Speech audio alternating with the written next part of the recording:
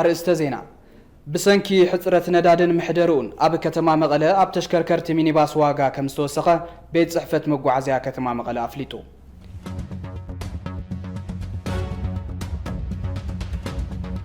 زلو تصقاتات تتقيمكا إيكونومياوي عبيتن رويت عماويل نمرققات بانكي وغاقن بعتو بيسرح كم زلو حبيرو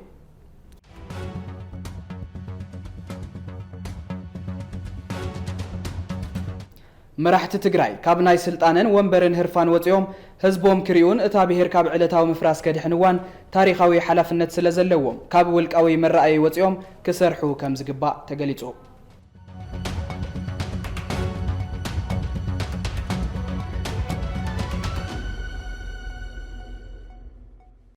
ክትከታተልዎም ዝጸናሕኩም ቀንዲ ዜናታት ዝዕለት ነይሮም سلامت عنا هبلي كبرات تختاتلتنا كمي تمسيو كاب فنو أقلقلوت تقراي TBS تلفزيون نلومي زبلنا يوم زيناتات انه جميرنا لنا نمكتالكم بخبرين دعدمكو زيناتات بمراحة بيركم تسأنح دما ناتنا الفلكة نابتي فلا ما يزينا كنحلف بسنكي حصرت ندادن محدرون أب كتما مغلا أب تشكركرت مينيباس واغا كمستوسخة بيت صحفة مقعزيا كتما مغلا أفليتو أتبيت عيو أبزوصو حبريتا مصباح برات مينيباس كتما مغلا بمردا زتوسخ واغا بمخانو حبرتسب إزك فلت اللو كبل حبيرو أتزتقبر مردا سبوانا تاكسي بتزوز أتعريف مخنيات زلو اتاوت قرب ندادي بزي مهلاون كاب محبرات تاكسن سب نبرتن بزمز أتدقاقام ترعان زتقبر من محاش كمزخونا أتبيت عيو أفليتو بيرو مقعزيا تقراي كاب النابن مسرت زقبر نايمي إتا وسخ أب قمت زأتوان نسب نبرتن حبرتسبن بزي قد ملكعو أب تتنبيرو زنبر تعريف كاب سالاسا كساب 500 مئتاوي وسخ كم زقبر مسقلته سرع ندادي تعدي لون ناب سرع تعريف كساب زأتوا جزاوي تعريف ناي كتما مينيباس تكبراوي نكجبرا بدبداب بيت أو علو أب تقراي زلو محدرا ندادي زي معروين سرعة ألبونتن زوحاتون بمخانو أب أنقولوتاتن وشتاوشتي مندراتن اتنداد إنات شت اندهالوا زملكتو أكال سقطا كم زمرت أون زفلتيو حسراتن زي معروي محدرا ندادي كم زنتقصيلو نهاري واقع داقا حاف كم زبل استحبرن تخون زملكتو أكال دما سفي حرب الرب غيرو اتتصقم نكفتحو تساوعيت قريبو بتزاماد زينا أقاطي مزلو حسرت ندادي بزلاقنت نمفتح منقستي فلي تغرتي بو بفلاي أب محدرو زملكت كسر حلو تباهلو أزز بلا كنتيبا كتما مايج أو يوهانس الدنيان تخون سبهافتي بشم إنفستمنت وسدو ومريت حاتيروم كحزوو كاب زقبرو مخنياتات حدا ناي ندادي حسرت بمخانو ازي طريف كان أبسرح نمئتاو سبهافتن اتزوبان بحبار بمخان مردا كم استقبرا قليتو بمسارة اتمردا دما زوم سبهافتي بقلطوفنا بسرح آتيوم كالمعو تتسبيتي قبريلو أتكنتيبا بركت زبلو سبهافت إتا ختما كليلوم زحزو مريت منقستي ناب سرح نكاتون انت زي خوينو حقن حقاو سقومتن موساد كم زقددون حبيرو حلفي زفر منقستاوي قلقالوتن مكتل كنتيبا كتما مايجو تسقابا كبدا بقيديا كتما مايجو نايزوبا وانا كتما خوينا ناستات 4 عامتات معدل نداد زي بالله كتما كم زخونتن نزل تسقم بمردا فلويت أمتا بمهاب سلست حدش معدل نداد نكسرحا كم زتوسنن ناب تكبارون كم زتاتون حبيرا أبزيرو حدا قبليت أطويلا زنبرت نبار معدل ندادي مسبع الوانا بمزراب سروح أبزيرو حدا قبليت أطويلا زنبرت نبار معدل ندادي مسبع الوانا بمزراب سروع سرح كمز جمرتن كتصالنت نكهلون بطبق قطصرن كتتلن يقبرلو مهلاو دحر مقلاص حزون أب كتمانا موال نوايم أفسيسوم بإنفستمنت كساتوفو نزدليو سبابتي زوبا من محدار كفتي كم زخونات صقابا كبدا حبيرا كبل قدايات كومنيكيشن كتما مايچو زلا أخلنا حبريتا يملاقت تاريخنا بزقباء زي مسناد وردتن دحرتن كاب مخان بتوساقي تاريخ ولدو مهساس ونيو تباهيلو أزز تباهلا أب تاريخ أكسماويان دعاماتن زتكورت مصحاف ساباويان وأقازيان كفال حدا تمرقو ناب نباب أبزبق علو أوان انتخون اتا مصحاف قعزو براخ تقارو بزبل أب تاريخ أكسماويان دعاماتن بفولي تخرت جيراز تصحفت مخانا دراسي اتا مصحاف كحساي أبرها قليتو أب تمدرخ كابز ترخبو أقاش حدا زخونو بصو أبونا يوحنس متعينا وحسكن قبر حلوف تاريخنا من النثنان بزقباء كنسندن كنصحفن يقباء مبالوم صبصاب ايجنسي مراقب حفاش تግራይ ዘመላኸተን ትኸውን እታ መጽሓፍ ንኡስ ወለዶ ታሪኽ ኣብ ምስራሕን ኣብ ምስናድን ዝገብሮ ዘሎ ቃልሲ እወንታዊ ምስክር ምዃኑ ገሊጾም ኣብቲ መድረኽ ስነ ስርዓት ምረቓ ዝተረኸበ ሓላፊ ቢሮ ባህልን ቱሪዝምን ትግራይ ኣጽብሃ ገብረ እግዚአብሔር ሎሚ እንጽሕፎ መጽሓፍቲ ሓድግታት መጻኢና እዮም ምባሉ እቲ ማዕኸን ዜና ጸብጺቡ ታሪኽና ብዝግባእ ዘይምስናድ ውርደትን ድሕረትን ካብ ምዃኑ ብተወሳኺ ታሪክ ወለዶ ምህሳስ እውን እዩ ዝበለ ኣጽብሃ ከምዚ ናይ መጽሓፍ ልምድናን ባህልናን እንትንዕቢ ጽቡቕ ስዳሮ ብሩህ መጻኢና እዩ እሞ ከም ቢሮ ባህልን ቱሪዝምን ብዝኻኣልናዮ ዓቕሚ ክንሕግዝ ኢና ምባል እውን ኣብቲ ጸብጻብ ተጠቒሱ ኣሎ መጽሓፍ ሳባውያን ወኣጋእዝያን ሕሉፍ ስብእናናን ኣሰር ጉዕዞናን እትዝንቱ ብዝግባእ ተሰኒዱ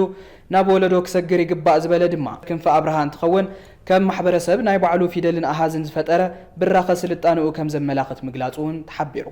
መጽሓፍ ሳባውያን ወኣጋእዝያን ታሪክ ሓደ ህዝቢ ጥራሕ ዘይኮነስ ታሪክ ዓለም እውን ዝሰነደ ስለ ዝኾነ ኣብ ታሪክ ዓለም ዓርሱ ዝኽኣለ ብጽሒት ክህልዎ ተስፋ ኣለኒ ኢሉ ደራሲ እታ መጽሓፍ ጋዜጠኛ ዲያቆን ካሕሳይ ኣብርሃ ካብ መሸጣ እታ ዝተመረቐት መጽሓፍ 25 ሚእታዊ ኣታዊኣ ንጉድኣት ኣካል ሰራዊት ትግራይ ከም ዝውዕል ዝጸብጸበ ቴሌቪዥን ትግራይ እዩ ዘለው ጸጋታት ተጠቂምካ ኢኮኖሚያዊ ዕብየትን ርብየት ዓማዊልን ንምርግጋጽ ባንኪ ወጋገን ብዕቱብ ይሰርሕ ከም ዘሎ ሓቢሩ እዚ ዝበለ እቲ ባንኪ ፈላማይ ናይ ውልቀ ኢንቨስትመንት ባንኪ ንክኸውን ዝገብሮ ወጋገን ካፒታል ዝተባሃለ ኣገልግሎት ኣብ ዘበሰረሉ እዋን እዩ ወጋገን ካፒታል ኢንቨስትመንት ኣብ ኢትዮጵያ ካፒታል ዕዳጋ ምምስራቱ ስዒቡ ዝሓሸ ኣገልግሎት ንምሃብ ዝተመስረተ ምዃኑ እውን ተገሊጹ ኣሎ ባንኪ ወጋገን ብሉጻት ናይ ኢንቨስትመንት ዓቕምታት ተጠቂሙ ናብ ካፒታል ዕዳጋ ንምዕባይ ኣብ ዘለዎ ግደ እዚ ሕዚ ተጣይሹ ዘሎ ትካል ኣገዳሲ ኣብ ልዕሊ ምዃኑ ንዕብየት ቁጠባን ኣሳልጦ ኢንቨስትመንት ዜጋታትን እውን ደጋፋ እዩ ተባሂሉ ኣሎ ድሌት ዓማዊል ንምምላእ ድማ ብብር 385 ሚልዮን ከም ዝተኸፈተ ዝተነገረሉ እዚ ትካል ኣብታ ሃገር ዓብዪ ምንቕቓሕ ዝፈጥር ምዃኑ ቦርድ ኣቦ ወንበር ወጋገን ካፒታል ኢንቨስትመንት ኣክሊሉ ውበት ሓቢሩ ተወሳኺ ኣለና ካፒታል ገበያውን ለኢኮኖሚ እድገት መፋጠን ያለውን ጉልህ አስተዋጽኦ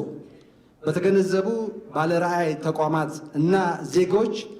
በብር 385 ሚሊዮን የተከፈለ ካፒታል ተመስርቷል ካፒታል ኢንቨስትመንት ባንኪ ወጋገን ናይ ዕብየት ካፒታል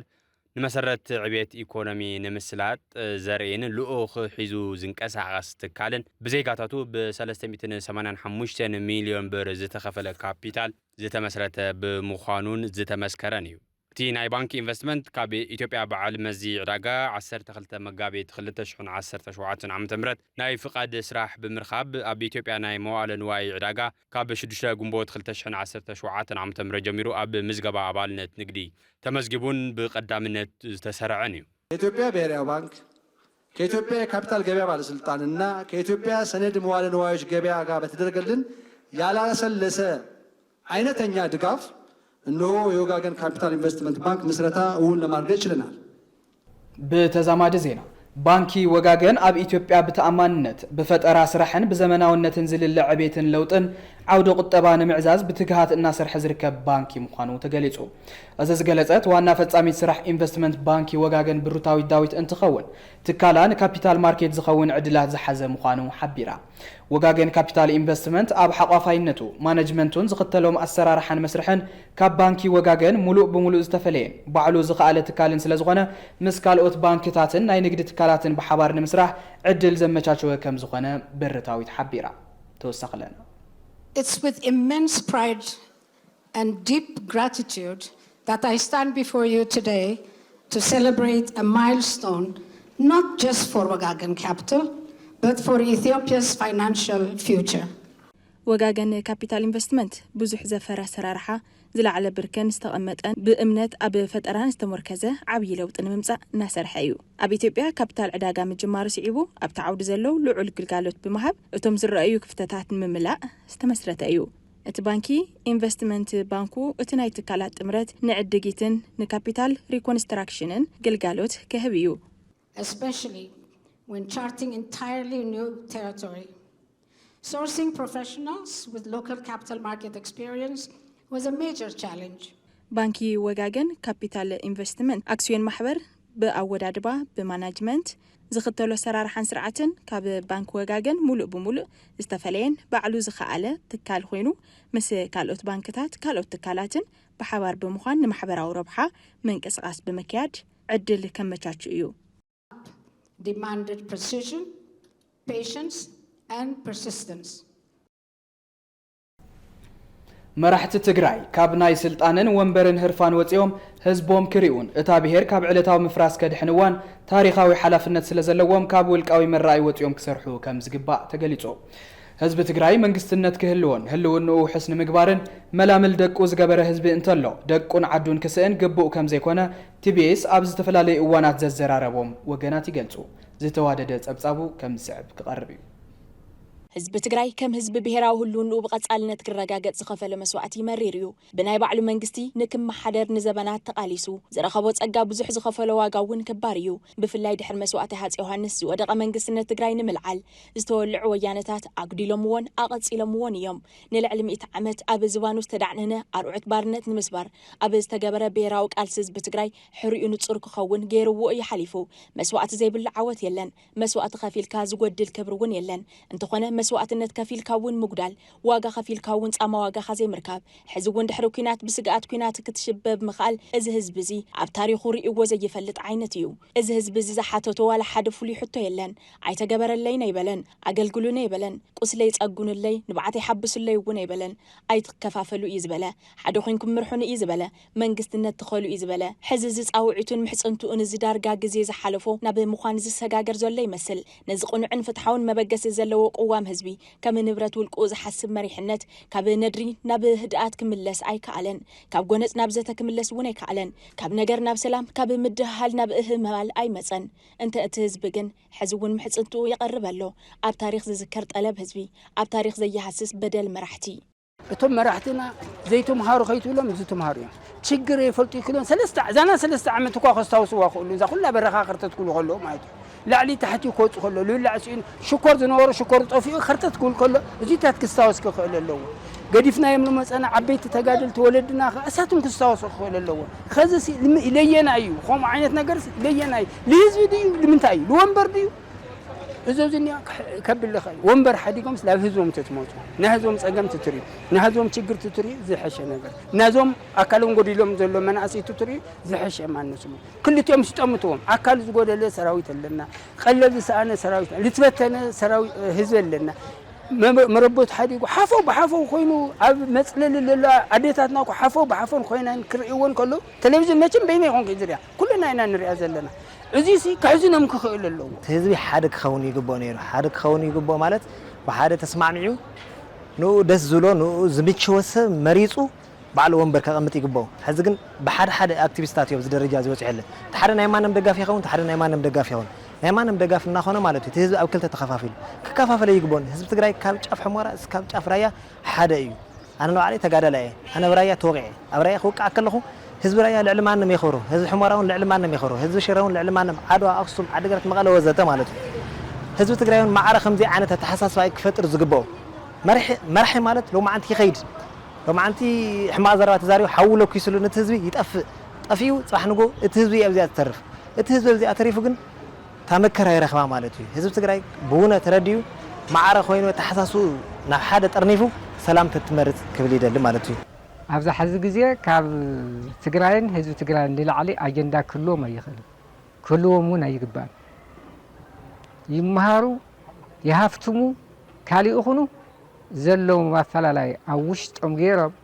ኣብ ደገን ኣብ ውሽጥን ዘሎ ህዝቢ ብሓድነት ክሰጥምን ክዳሎን ኣለዎ ናቶም ሓላፍነት ከዓ እዩ ማለት እዩ ንምንታይ ከም መጠን መራሕቲ ዘለዎም ናይ ሓሳብ ኣፈላላይ ዘለዎም ኣራዳድኣ ንጎኒ ገዲፎም ኣብ ሓደ ተስማዕሚዖም ብዛዕባ ትግራይን ብዛዕባ ህዝቢ ትግራይን ክሓስቡ ኣለዎም ምክንያቱም ዘሎ ጭቡጥ ኣብ ተመዛበላይ ይኹን ኣብቲ ካሊእ ህዝቢ ትግራይ ዘሎ ፀገም ይርድእዎ እዮም ይፈልጥዎ እዮም ማለት እዩ ስለዚ ስለ ህዝቦም ክሓስቡ ኣለዎም ካብዚ ላዕሊ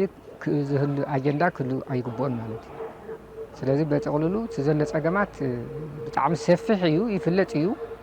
ህዝቢ ትግራይ ካብ ዞባ ምዕራብ ተመዛቢሉ ሕጂ ኣብ ፍቆዶ ቸንዳታት እዩ ተበቲኑ ዝሓድር ዘሎ ብንፋስ ብፀሓይ ብቁሪ ብጥሜት ብሕማም ማለት እዩ ይሳቀ እዩ ዘሎ ማለት ይሃልቕ እዩ ዘሎ መንእሰይ እውን ዓዱ እናገደፈ ዝፈትዎ ዓዱ ዝፈትዎ ወላዲ እናገደፈ ፍቆዶ ባሕሪ ይሰጥም ዘሎ ፍቆዶ ፀገማት እዩ ዝኣቱ ዘሎ ማለት እዩ ኣዶን ኣቦን በቢእዋኑ ርጁእኒ ዝብል ኣውያት ይሰምዕ ዘሎ ማለት እዩ ኣውያት እዚ ከዓ ገዲም ክኣክል ኣለዎ ከኸትም ኣለዎ ማለት እዩ ክቕፅል የብሉን ስለዚ መንእሰይ ዘብላ ሃገረስ ክትተርፍ የብላን ትግራይ ማለት እዩ ብዘይ መንእሰይ ክትኸውን ስለ ዘይትኽእል ማለት እዩ ኣብ መንእሰይ ዘሎ ፀገማት እውን መንግስቲ ورد له تحتيلو ناي من سيصقمن كفتح قالس كسرح له مالتي ጽንታ ትግራይ ሓደ ገይርዎም ዝነበረ መንግስታት ኤርትራን ኢትዮጵያን ድሕረ ፕሪቶሪያ ብዝተፈጠረ ሓድሽ ናይ ሓይልታት ምእዘና ኣብ ናይ ቃላት ኩናት ኣትዮም ከም ዘለው ተገሊጹ ተደጋጊሙ ዝለዓል ሕቶ ኣፍደገ ባሕሪ ኢትዮጵያን ድሌትና ተኸሊፉ ዝብል ሕርቃን ኤርትራን ኣብዚ ክልተ ዓመት ዝተራእዩ ዓበይቲ ናይ ውጥረ ኣጀንዳታት እዮም ብፍላይ ኣብ ዝቕንያት ዝተራእየ ናይ ሰበስልጣን ደርባ ቃላት ርሱን ብርኪ ተቃርኖ እተን ሃገራት ዘመላኽት ኮይኑ ተረኺቡሎ ብትንታነ ክንርኢና ኩናት ትግራይ ገና ይዝሓለን ዝበሃል ካብ ሓቂ ዝረሓቕ ኣይኮነን ጽንታ ትግራይ ሕዝውን ብሰላሕታይ ፍጸም እዩ ዘሎ ዝበሃል ብግብራዊ መረዳእታ ዝቐርብ ሓቂ እምበር ዘረባ ንምጥዓም ዝበሃል ነገር ኣይኮነን ህዝቢ ትግራይ መልክዑ ኣብ ዝተፈለየ ጽንታ ቅርጹ ኣብ ዝተፈለየ ኩናት ኣሎ እንተተባሃለ ምግናን ኣይኮነን ኣብ ልዕሊ እዚ ድማ ደጋዊ ጽልዋታት ነቲ ውሽጣዊ ጉድ የቃጻጽሎን የበኣእሰን ኣሎ ወየዳ ኣብ ሓደጋ ሃላውን ዘላ ትግራይ ርሑቕ ኣጀንዳ ይመስል እምበር እቲ ኣብ መንጎ አዲስ አበባ መስመራን ቀጺሉ ዘሎ ናይ ምጸያይ ደሞ ቃላዊ ውግእ ብቐጥታ ይጸልዋነ ይበሃልን ውሽጣዊ ሕምስምስ ንዝሃሰያ ትግራይ ደቃ እምባይ ሒዞም ንዝጓነጹላ ትግራይ መዋጻኣ ካብ መረባታት አዲስ አበባ መስመራን ክእልሹ ጉንባሕባሕ ዝብሉ ሊሂቃን ገዛእ ግዜ ኣየር ንዝወስዱላ ትግራይ ናይቶም ሓራምስ ሳዕሪ ክትከውን ዝገብር ሓደገኛ ኩነታት ክወልድላ ግድን ይኸውን ኣሎ ለባም ሰኣነ ፖለቲካ ትግራይ ጫፍ ሒዞም ብዘኽድዱ ሰብ ግዜ እናተመረሐ ናብ ዘይተወጽኦ ቁልቁል ትወርድ ኣብ ዘለቱሉ ኣብ ዝሕዚ እዋን ኣይፋል መፍትሕ ትግራይ ብደቀ ትግራይን ካብ መሬት ትግራይን እዩ ክመጽእ ዘለዎ ዝብል ሓይሊ ከም ማይ ሰሃራ ተሃራፊ ግን ድማ ዘይርከብ ኮይኑ ይሓልፍ ኣሎ ኣብ ልዕሊ እዚ መንግስቲ ኣስመራ ኢትዮጵያ ዓዲ ጽውጽዋይን ትብላ መንግስቲ አዲስ አበባ ድማ ንኤርትራ ሃገር ክትብላ ተጸግም ክብል ይሽምጥጣ ኣብ ዝሓለፈ ልዕሊ ሓደ ሰሙን ኣብ መንጎ ኤርትራን ኢትዮጵያን ክስታትን ንቐፈታትን ዝሓዘለ እንካን ሃባን ክስማዕ ጸኒሑ ኣሎ ኢሉ ዝጀመር ነዚ ኩነታት እዚ ብሰፍሓ ዝጠመተ ሓተታ ቢቢሲ ነቲ ብፕሬዝዳንት ኤርትራ ኢሳያስ አፈወርቂ ዝተሰምዐ መግለጽን ሚኒስተር ምክልኻል ኢትዮጵያን ዝሃበቶ ምላሽን ብትንታነ ኣቕሪበሎ ሚኒስተር ምክልኻል ሃገር ዝኾነት አይሻ መሐመድ ምስ ኣገልግሎት ዜና ኢትዮጵያ ኣብ ዝገበረቶ ቃለ መሕተት ሃገር ኢልካ ንክትጽውዕን ዘጸገመ ሃገራት ብዛዕባ ኢትዮጵያ ክንዲ ዝክዛረባ ምፍታነን ዝተለመደ ባህር ምዃኑ ንፈልጥ ኢና ክትብል ናብ ኤርትራ ዘነጻጸረ ዝመስል ምላሽ መሃባ ስዒቡ ሚኒስተር ዜና ኤርትራ ኢትዮጵያ ብልቃሕ ዓለም ለኻዊ ማዕኸን ገንዘብን ንድኻታት ሃገራት ዝግበር ድጎማን እያ ትነብር ክብል ቀጥታዊ መልሲ መሃቡ ትኹረት ጸብጻብ ቢቢሲ ኮይኑ ረኺብናዮ ኣለና ኣብዚ ሕዚ ናይ ውድብ ብልጽግና ደገፍትን ዘለፍቲ ዝኾነ ናይ ኤርትራን ኩሉ ኤርትራውያን ኣብ ምኽፋል ተጸሚዶም ኣለዉ ዝበለ ሚኒስተር የማነ ኣብ ጽንታ ኩናት ትግራይ ንዝነበረ ሕብረትን ጥውቕ መብሱቦን ኣብ ግምት ዘእተወ ዝመስል ደረባ ቃል ኮይኑ ተመዝጊብ ኣሎ ጸብጻብ ቢቢሲ ጠንቂ ናይቲ ዘይምርግጋእ ካብቲ ኣፍ ደገ ባሕሪ ምውናን ዝብል ዘይምዕጋብ ድሌትን ኣእምሮኡ ዝሰሓተ ዘብዘብን ዝነቅልን ዝመኽኒን እዩ እዚ ድማ ኣብ ህርፋንን ላዕላዊ መሬት ጎራብታ ዘመርኩስ እዩ ምባሉ ዝጠቐሰ ኮይኑ ከምቲ ኣብ ርእሰ ዜናና ዝተቐመጠ ዝተኾለፈ ትግራይ ናይ ምጥፋእ ባህጊ ኤርትራ ብሓደ ገጽ ዝተሰረቐ ድሌት ባህጊ ባሕሪ ኢትዮጵያ ብኻሊእ ገጽ ወጥር ፈጢሩ ኣሎ እቲ ቀንዲ ነገር ሕዚ ናይ ዝወጥር እዚ ዓውዶ ኩናት እታ ትማሊ ብሽርክና ዞም ሓራምዝ ዝባደመት ትግራይ ከይትኸውን እዩ እቲ ኣብ መንጎ ኣስመራን አዲስ አበባን ዝተኸፈተ ሃንደበታዊ በሪ ሰላም ንዓለም ዘገረመን ነቲ ፈለማ ቆጽረ ውሊዕ ዘርጊሑ ዝተባሃለ ሓድሽ ቀዳማይ ሚኒስተር ኢትዮጵያ ሽልማት ኖቤል ክወሃብ ዝገበረን እዩ ነይሩ ክብል 7 ዓመት ንድሕሪት ተመሊሱ ነገረ ሰብነት ወይ ፊዚዮሎጂ እቲ ጉዳይ ከመላኽት ዝፈተነ ጸብጻብ ኣብተን ቀዳሞት ዓመታት ኣብ መንጎ ፕሬዝዳንት ኢሳያስ አፈወርቅን ኣብይ ኣሕመድን ዝተረኣየ ምቁርን ጥቡቕን ዝምድናን ግን ከምቲ ትጽቢት ዝተገበረሉ ናብ ዘላቒ ክልተ ኣውዘባውን ምርጋእ ዘይኮነስ ቀልጢፉ እዩ ናብ ኣዝዩ ደማዊ ኩናት ምምርሑ ከይጠቐሰ ሓለፈን ክልቲኦም መራሕቲ ብሓባር ሓይልታቶም ብምስላፍ ኣንጻር ሓይልታት ትግራይ ተዋጊኦም ብዝተፈጸመ ግፍዕታትን ምግሃስ መሰላት ድማ ተኾኒኖም ክብል ዝገለጸ ቢቢሲ ነቲ ኩናት ደው ዘበለ ስምምዕ ፕሪቶሪያ ድሕሪ ምፍራሙ ግን ዝምድንኦም ብቐጻሊ ክሕርፍፍ ተራእዩ ትብል ዝተኸለፈ ሕልሚ ሻዕብያ ኣብ ምጥፋእ ትግራይ ጠቒሱ ቀዳማይ ሚኒስተር ኣብይ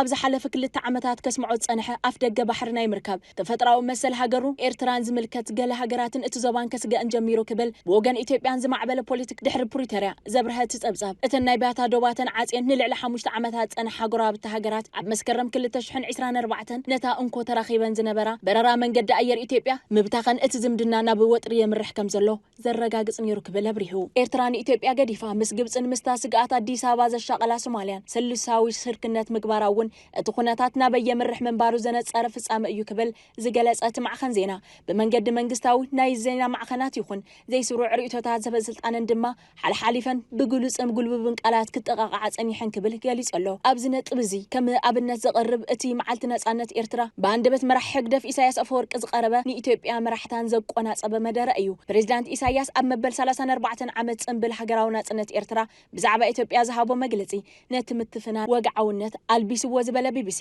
ንተጻብኦ ህዝብን መንግስትን ኤርትራ ዝፍሕስ ዘሎ ቁልዑን ስውርን ሽርሕታትን እውን ዘይፈለጠ የለን እንታይ እዩ እቲ መደምደምታ ተበጊሱ ዝነበረ ተስፉ ሃንቀውታን በኒኑ እዩ ብምባል እቲ ፕሬዝዳንት ንዝምድና ክልተን ሃገራት ገሊጽዎ ክብል ቢቢሲ ብብርኪ ክውንነት እቲ ጎነጽ አብሪሆሎ ንመደረ ኢሳያስ እንትጠቅስ ድማ ዝተፈለየ ማዕዝናት ናይ ኒል ቀይሕ ባሕርን ናይ ባሕሪ መስኮት ንህዝቢ ኦሮሞ ዘይውክል ኦሮማራ ስነ ሓሳብ ኩሻውያንን ሰማያውያንን ሕንቅል ሊተይ ናይ ኤትኒካት ሕድሕድ ኩናት ህዝብን መሬትን ዓፋር ከም መድረኽ መጻወት ምምዝማዝ ወዘተ እቲ ዕንደራን ምህውታትን ኣብ መወዳእታ ህድማን ቅድሚትን ጥራ እዩ ክብል ምዝራው ኣቐሚጥሎ እቲ ተኣውጅ ዘሎ ኩናታት ሓንቲ ዘይኮነስ ብዙሕ ኩናታት ንምብራዕ ዝጓየ ዘሎ ቴክኖሎጂን ኣጽዋርን ምስ ዘሰንዮ ሕሱሩን ጃህራን ፈኸራን ምዝጉብ እዩ ይውስኽ ፕሬዝዳንት ኢሳያስ ብፍላይ ናብ ገዛእ ሰልፊ ብልጽግና ዘነጻጸረ ተሪር ነቐፌታ ብምቕራብ ነቲ ኣብ ኢትዮጵያ ኣብ ፈለማ ተፈጢሩ ዝነበረ ተስፉ ናይ ህዝቢ ሃንቀውታ ብምትእትታው ናይ ደገ ሓይልታት ከም ዘበርዐነ ተዛሪቡ ኣብ ውሽጢ ናይ ዝሓለፈ ቀረባ ዓመታት ጥራይ ብሽም ብልጽግና ከም ሓድሽ ወኪል ወይ ተገዛኢ ኣብ ልዕሊ ህዝቢ ኢትዮጵያ ኣውጆሞ ዘለው ኩናት ናይ ጭንቆም መርኣያ እዩ ምባሉ እውን ዘዘኻኸረ ቢቢሲ ነዚ ስዒቡ ዝተውሃ ግብረ መልሲ ዝመስል ቃል ሚኒስተር ምክልኻል ሃገር ኢትዮጵያ ብብርኪ ጎነጽ ኢትዮጵያን ኤርትራን ዘርኢ ኮይኑሎ ዓዲ ሒዞም ባንዴራ ሃልይዎም ዓለም ፈሊጥዎም ይሕመቕ ይጸብቕ ሕግን መንግስትን ወኒኖም ክጓነጹ ድፋዕ ዝፍሕሩ ዘለው እዞም መራሕቲ ናይ ውግእ ቦታኦም ክመርጹ ባህርያዊ እዩ ውግእ ሳይነስ እዩ ነንባዕሉ ተጻሪፉ ዘይመነወ ተዳሂሉ ዘይሰልቸዎ ተራጊሙ ዘይተሃከዮ ንህልኽ ዝኸውን ሓይሊ ዘይወደአ መሪሕነትን ልሂቕ ትግራይ ነዚ ኩነታት እዚ ብትሕዝትኡ ዶ ይርድኦ ኣሎ ወይስ ኣይፋሉን ኣብ ባይታ ዘሎ ኩነታት ዝመስክሩ ሓቂ እዩ ሰላም ንትግራይ ላዕለዎት ሰብ መዚ ድሕንነት ሩስያ ኣብ ህልው ኩነታትን ዘላቕ ድሕነትን እቲ ዞባ ንምዝታይ ሰሜን ኮርያ ኣትዮም ብዋና ተጸዋዒ ካውንስል ድሕንነት ሩስያ ሰርጄይ ሶጉ ዝተመርሐ ጉጅለ ልኡኽ ፒዮንግያንግ ከም ዝኣተወ ኣብ ዝተገለጸሉ እዋን እቲ ጉጅለ ምስ መራሒ ሰሜን ኮርያ ኪም ጆንግ ክዝቲ መደብ ሒዙ ምህላው ተመልኪቱሎ ክልቲኣዊ ርክብ እተን ሃገራት ኣብ ዝሐይሉ ስምምዓት ዞባዊ ኣህጉራውን ዓለም ለኻውን ምዕባለታት ጸጥታን ዲፕሎማስን ማእኸል ገይሮም ከም ዝዝትዩ እውን ንሰብ መዚ ድሕነት ሩስያ ተወኪሱ ማዕኸን ዜና ታስ ይገልጽ ሰሜን ኮርያ ኣብ ኩናት ሩስያን ዩክሬን በአጋር ሰራዊት ኣቢላ ንትገብሮ ምትእትታው ሓዊሱ ንሩስያ ኩለ መዳያዊ ሓገዝ ትገብር ምህላዋን ቀረባ ማሕዛር ሩስያ ምዃናን ተዓዘብቲ ይገልጹ ላዕለዎት ሰብ መዚ ድሕነት ሩስያ ሰሜን ኮርያን ተኣትዎ ኣብ ውሽጢ 3 ኣዋርሕ ንኻልኣይ ግዜ ምዃኑ እውን ጸብጻባት የመላኽቱ ኣብ መወዳእታ ቲቢኤስ ቲቪ ስሩዕ ፈነወ ካብ ጀመረሉ ግዜ ጀሚሩ ክሳብ ሕዚ በብወርሑ ፍሉይ ትኹረት እናፈለየ ቀንዲ ዋኒን ዜናን መደባትን ክኸውን እንዳገበረ ምጽኡ ዝከር እዩ ኣብ ዝወርሒ ዝወርሒ ግንቦት ድማ ቀንዲ ትኹረት ትካልና ቁመና ጊዜያዊ ምምሕዳር ዝምልከት ይኸውን ትግራይ ይሕመቕ ይጸብቕ ይድከም ይጠንክር መንግስትነት ክህልው ኣለዎ ካብ ዝብል መበገሲ ብዛዕባ ትልምን ወፍርን እቲ ጊዜያዊ ምምሕዳር ኣብ ዜናን መደባትን ትካልና ብፍሉይ ኣብ ምርኣይ ንርከብ ካብዚ ጊዜያዊ ምምሕዳር እዚ ትጽቢት ዝግበሩ ጠለባት ህዝብን ድሌት ብሄራዊ ትካላትን ኣብ ንርእየሉ ናይ ትኹረት ኣንፈትና ድማ ንሎሚ በዚ ስዕብ ትሕዝቶ ክነልዕሎ ኢና ትግራይ ኣብ 3 ዕጡቃት ሓይልታት ክትብተን ዝገበር ብምኽንያት ስምምዕ ፕሪቶሪያ ናብ ትግራይ ክምለስ ተባሂሉ ዝሕሰብ ዝነበረ ዞባ ምዕራብ ተጋሩን ካልኦትን ዕጡቃት ዝፈልፈለሉ ትኮርን ካብ ኮርን ላዕለን ዝበሃል ሓይሊ TDF ዝበሃል ሓይሊ ዝነበረ በቲኑ ኣብ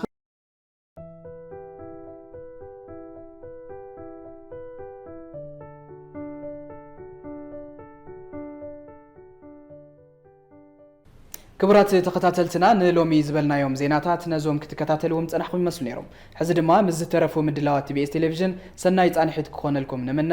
ሰላም